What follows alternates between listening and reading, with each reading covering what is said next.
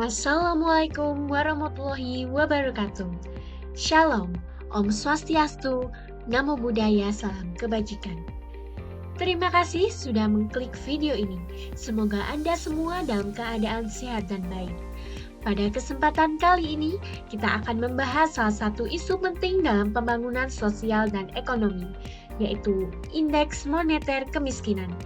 Melalui video ini akan diulas secara singkat pengertian serta pentingnya indeks moneter kemiskinan dalam melihat realitas sosial. Selanjutnya, kita akan masuk ke pembahasan pertama yang membahas garis kemiskinan dan pendapatan minimum. Pertama, menurut Todaro dan Smith, di tahun 2020, garis kemiskinan ditentukan berdasarkan tingkat pendapatan atau pengeluaran minimum yang dibutuhkan untuk memenuhi kebutuhan pokok hidup. Contohnya, pangan, sandang, dan papan. Yang dimaksud di sini adalah bahwa garis kemiskinan menjadi batas untuk menilai apakah pendapatan seseorang sudah cukup memenuhi kebutuhan dasar seperti pangan, sandang, dan papan. Jika pendapatannya berada di bawah batas tersebut, maka dianggap belum mampu memenuhi kebutuhan hidup minimum.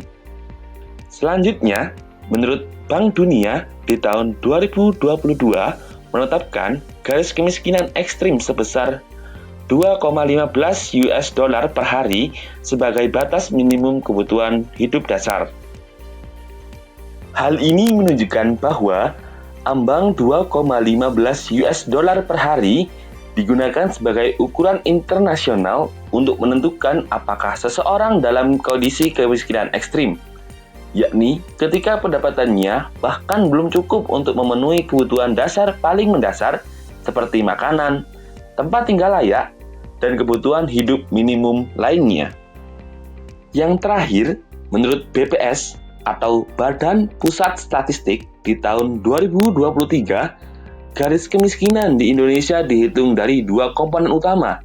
Yang pertama, garis kemiskinan makanan atau GKM, pengeluaran minimum untuk memperoleh 2.100 kalori per kapita per hari. Dan yang kedua, garis kemiskinan non-makanan mencakup kebutuhan dasar lainnya seperti perumahan, pendidikan, dan transportasi. Artinya, BPS menetapkan garis kemiskinan berasal dari kebutuhan minimal makanan dan non-makanan. Jika pengeluaran seseorang tidak mampu memenuhi kedua kebutuhan dasar tersebut, maka ia dikategorikan berada di bawah garis kemiskinan. Untuk memperjelas pemahaman, mari kita lihat beberapa contoh kasus. Contoh kasus pertama, buruh tani di desa.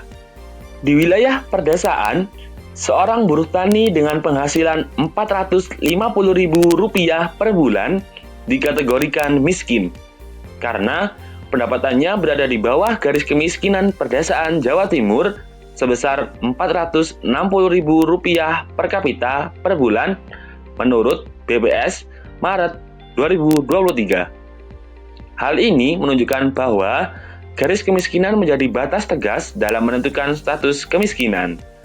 Sehingga, meskipun selisih pendapatan terlihat kecil, kondisi tersebut tetap berdampak langsung pada penggolongan kesejahteraan seseorang. Selanjutnya, contoh kasus kedua, keluarga urban.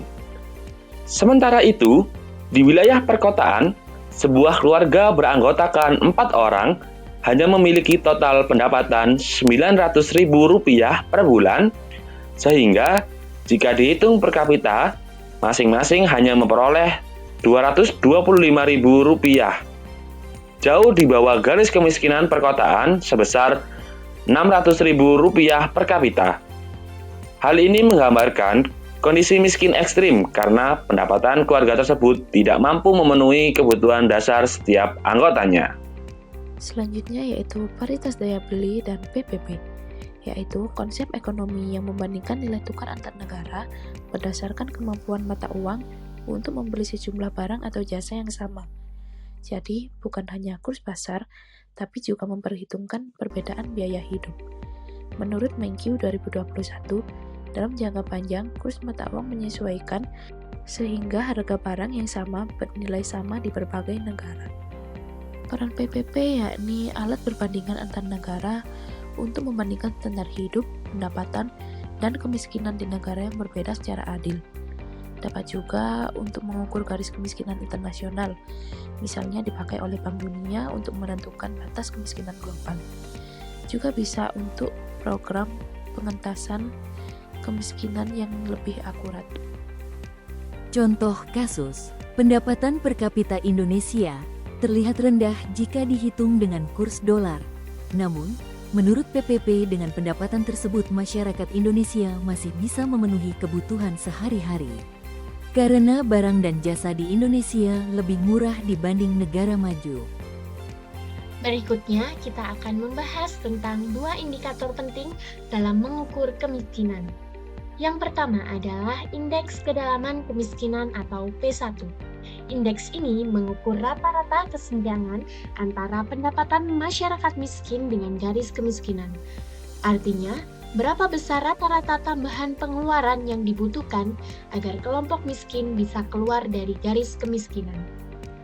Yang kedua yaitu Indeks Keparahan Kemiskinan atau P2. Indeks ini memperhitungkan variasi antar orang miskin dengan memberi bobot lebih besar pada mereka yang sangat miskin. Artinya, semakin besar nilai P2, semakin banyak penduduk miskin yang berada jauh di bawah garis kemiskinan. Perlu kita ketahui bahwa fungsi indeks P1 dan P2 tidak hanya mengukur berapa banyak orang miskin, tetapi seberapa serius kemiskinan yang mereka alami. Indeks ini juga berguna untuk merancang kebijakan yang tepat sasaran. Contohnya, kawasan bencana di NTT pasca banjir banyak keluarga yang kehilangan mata pencaharian. Sebanyak 60% dari penduduk dikategorikan miskin dengan rata-rata pengeluaran hanya Rp200.000 dari garis kemiskinan Rp500.000.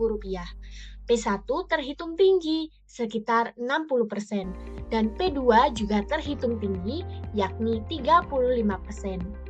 Kondisi ini menunjukkan tingkat kemiskinan yang dalam dan parah. Bantuan harus bersifat jangka panjang dan komprehensif.